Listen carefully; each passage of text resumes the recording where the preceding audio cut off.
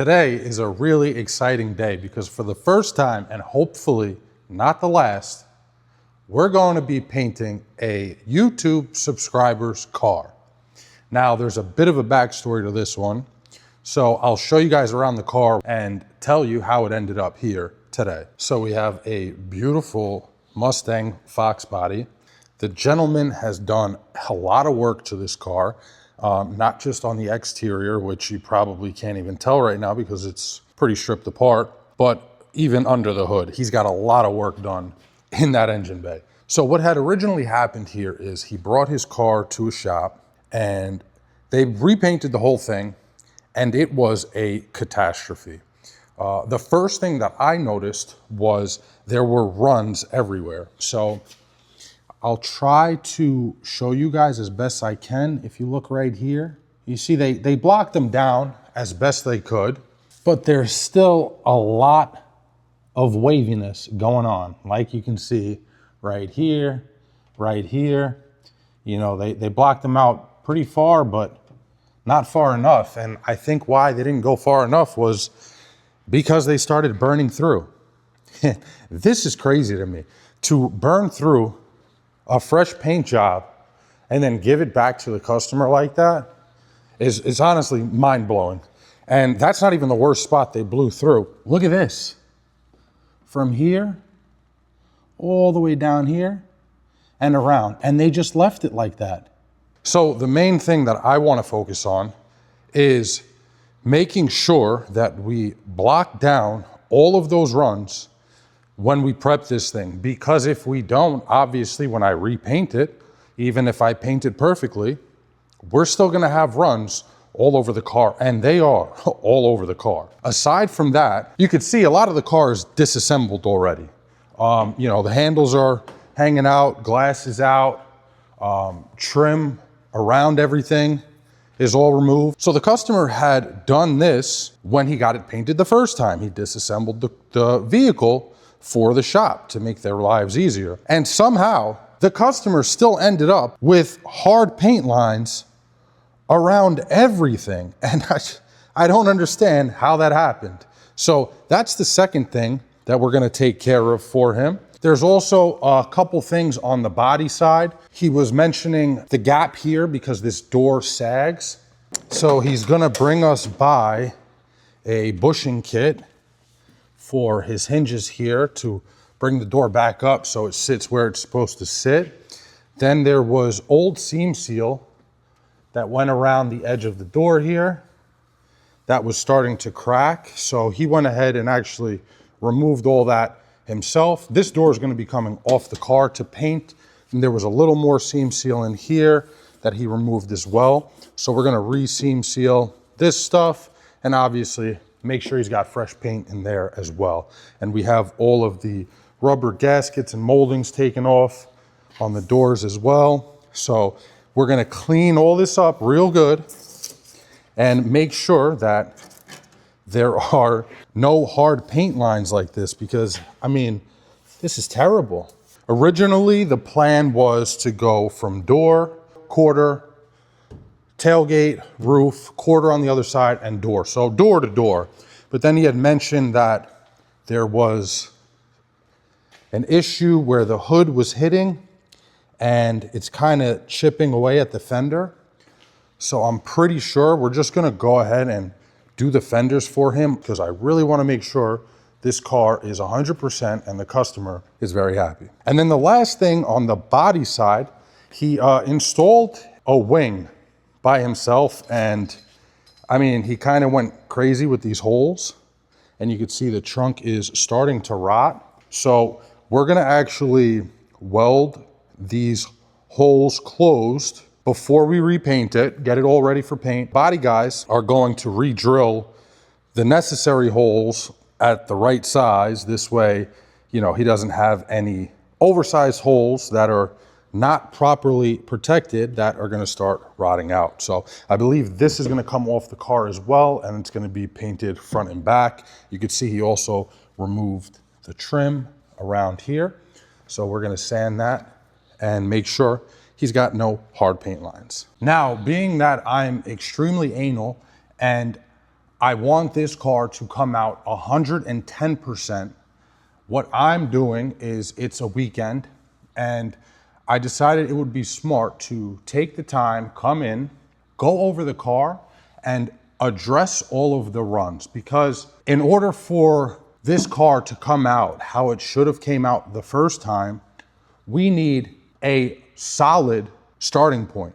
And because we're in a production environment, I know the prep guys are great, but they might rush through this faster than they should and miss something. And if they miss something in the prep and all these panels are scuffed up, there's no way I'm gonna be able to find a run that they missed. So I'll show you guys how I'm gonna prep each panel, and we'll just do a small section. I'm not gonna take you around the whole car because it's gonna be the same thing around the whole car. So like I said, first we're gonna address the run. So I'll show you one over here and what my plan is to take care of them. Now, I tried the best I could to angle this to show you guys the run that I'm gonna demonstrate on here. It's kind of hard to see, but what I'm gonna do is razor blade each of these runs down that I see, and right away you can see exactly where that run is. See how this line comes down and then goes up? Well, that's because there's a high spot here and there's a low spot there.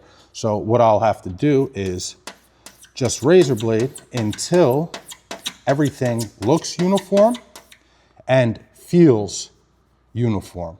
So, all right, that one's taken care of, and there's actually two more right here. You should be able to notice them as soon as I go over it with the razor blade here. So you see this line and this line, those are the two runs I'm addressing.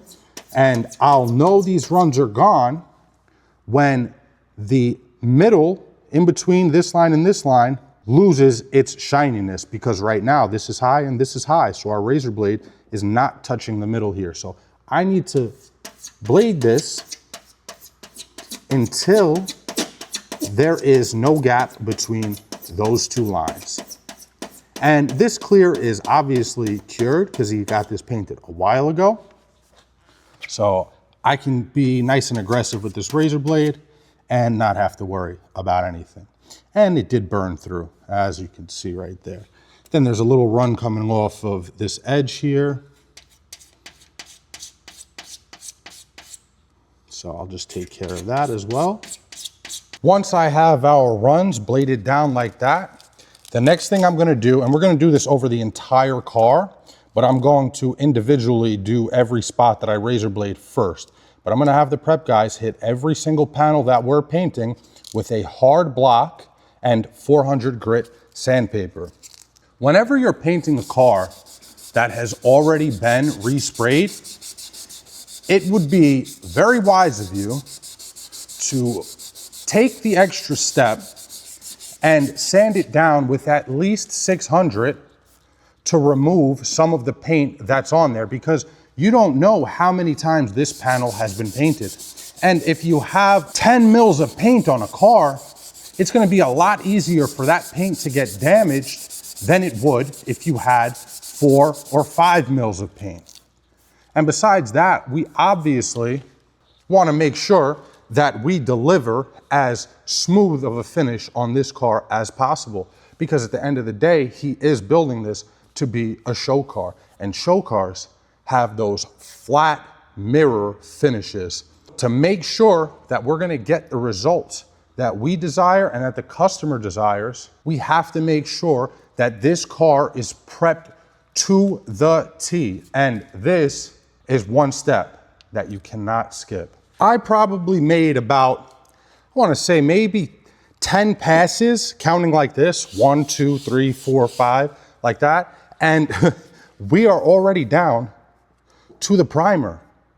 So that shows you how far they sanded this car down and sent it out with hardly any clear coat left on it.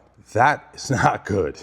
Now, after hitting the panel with 400 grit dry, the next thing we're gonna do is take 600 grit on another hard block. So this is a very stiff block. We're gonna wet sand over everywhere that we hit with 400. So we'll go from 400 dry to 600 wet. And the purpose of this is to obviously refine those 400 grit scratches This way they don't show up in our finish.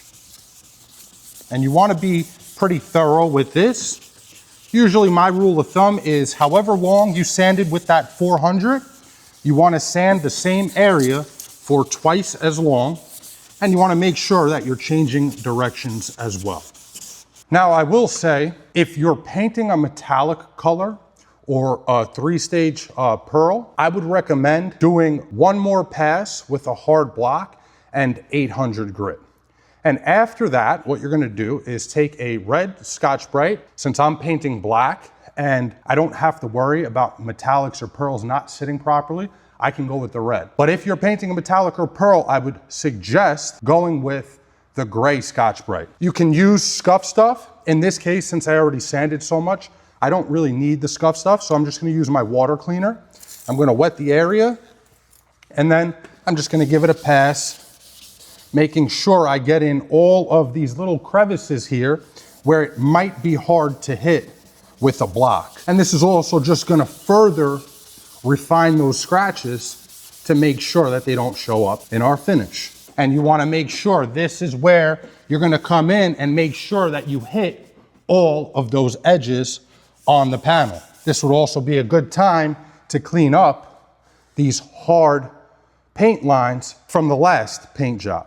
So there you have it. That is the prep process we're gonna use for this whole vehicle. And you can see just how perfect that panel looks. It is practically begging for paint. And then we'll just check, of course. So I have some prep soil here just to give some shine to the panel and make sure that we didn't miss a thing. That section is ready to go. Now we just got to do a lot more work. So there you have it. That's the process that we're going to use to get this car perfectly ready for paint. So the next time you see this thing, it's going to be in the booth. It's going to have all of those things that we mentioned done, from the hardware getting installed on the door hinges to the holes getting welded back in the trunk to the entire car being sanded flat and eliminating all the runs and all the hard edges that were left behind from the last paint job. Stay tuned for part 2. This is going to be interesting.